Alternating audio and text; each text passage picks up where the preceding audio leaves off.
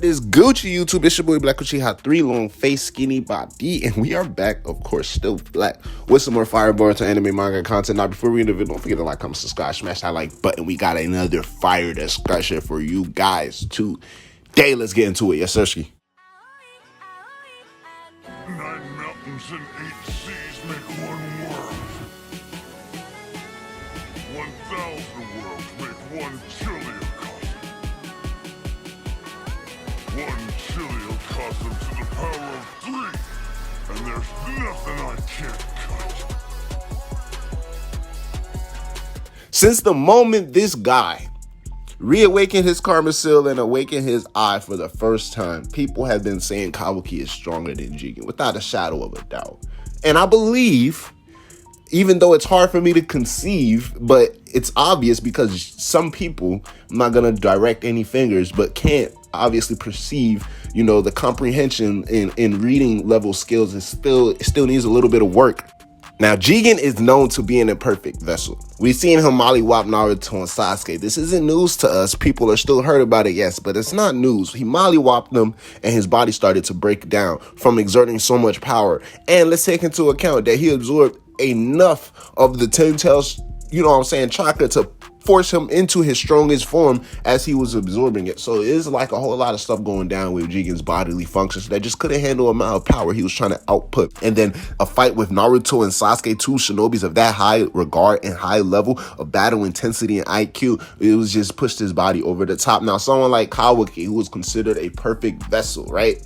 Perfect meaning, right? What's the meaning behind, the imperfect vessel and the perfect vessel, right? Because the whole point is this, right? Has Kawaki right now, and I'm talking about Kawaki chapter 1 of 2 Blue Vortex, surpassed Isshiki Otsutsuki. Let's look at the differences between Kawaki and Jigen real quickly. A lot of people will think, okay, you need to go talk about everything we've seen Jigen do, everything we've seen Kawaki do, the comparisons between them. No, it's real simple. It's very simple because they give it to us flat out, not only in the visuals that we're able to see them do, like Jigen isn't able to use the cubes unless he's able to focus a lot of his chakra, as we've seen in the anime when he was about to produce the cubes inside of Naruto's backyard. But for the most part, his dojutsu allows him to shrink not only just himself but other objects, but mainly summon those rods from the Daikokuten dimension and shrink them and resize them as much as he pleases. We saw that was the limitation of Jigen's mastery over Ishiki's abilities and powers, but we saw how useful he made them and how effective he came to be despite his limited use of those powers and abilities. Now with Kawaki, when he first unlocked the jutsu, he had 4 eyes. Automatically, you can see the difference. He's able to tap into the cubes. Jigen needed his karma seal essentially to shrink a whole lot of the attacks that came his way, as opposed to once we saw Isshiki, we know he was able to shrink said same attacks with just a glance, and we've seen Kawaki able to mimic these type of movements, right? But what does the word potential mean? Potential, possibility, the hopes, the likes of. Does it mean present? No, right? And we saw what presently Jigen was able to do to Naruto and Sasuke. Now, currently, do we have an Isshiki, level Kawaki, or possibly even above that type of level of power? It will be hard for me to honestly even believe to say right now Kawaki is stronger than Isshiki, because if so, then Kawaki will be able to solve a lot of his issues with force rather than relying on lies and other ninja to help do his dirty work for him. But going back to Kawaki and Jigen and that dynamic right there, Jigen stomped on these dudes without question. He beat the brakes off of Naruto and Sasuke. Now, once we seen 4 triangle eye Kawaki, meaning the end of part 1 Kawaki, a lot of people started to automatically put that Kawaki above Jigen for the mere fact that he's able to access more triangles in the eye. Now, does more triangles in the eye automatically equate to the fact that more triangles mean more chakra? It's never stated definitively, and it's something that you will automatically be falling on as terms of headcanon. We know the eye grants abilities, we know the eye grants powers, but we understand the speed and strength for Kawaki essentially comes from the karma seal itself, and we can say that the eye is another derivative of the karma seal said because it comes from Ishiki's powers. So now that he has more triangles, it just means he's able to access more of the abilities. Now, does it mean how effective the use of those abilities is hindered, right? In terms of Jigen, we saw what he was able to do to Naruto and Sasuke. Naruto called one of his kicks, mind you, not even activating the horn, and I think he was still even in version 1 of the karma barely even tapping into the power. Naruto called one of those kicks extremely heavy, right? And this is Naruto in his strongest form versus Jigen in stage 1.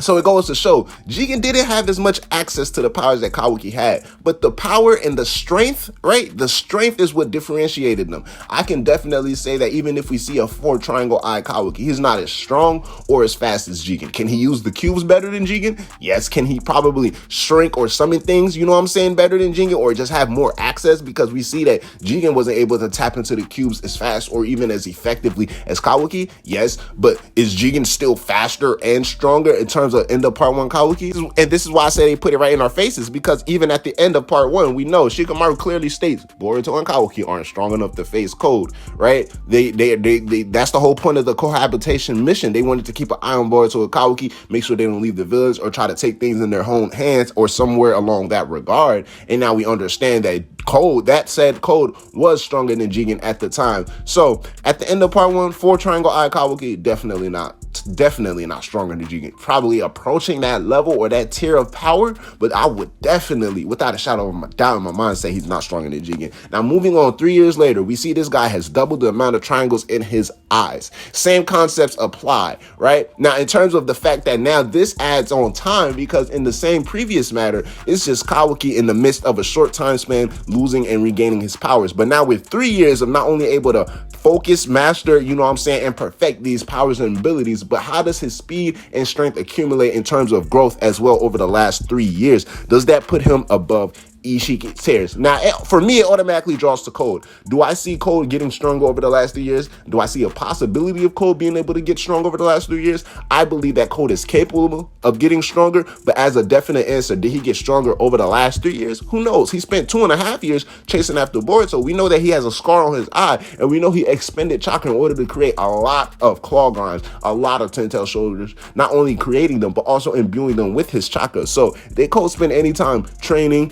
increasing his chakra reserves, getting stronger in any way, shape, or form? It's kind of hard to tell. But if we can see a Kawaki, Code, and a Boruto at the start of chapter 2 of Two Blue Vortex, and they're all relative to each other, and they're all in the same stratosphere as power, and they equate to each other, everybody is not outshining the other, and everybody has to keep their eye on each other, it is very, very, very safe to say they are not Isshiki level, let alone Baryon mode Naruto level. Because if that was the case, Kawaki, he should be able to handle all of these problems.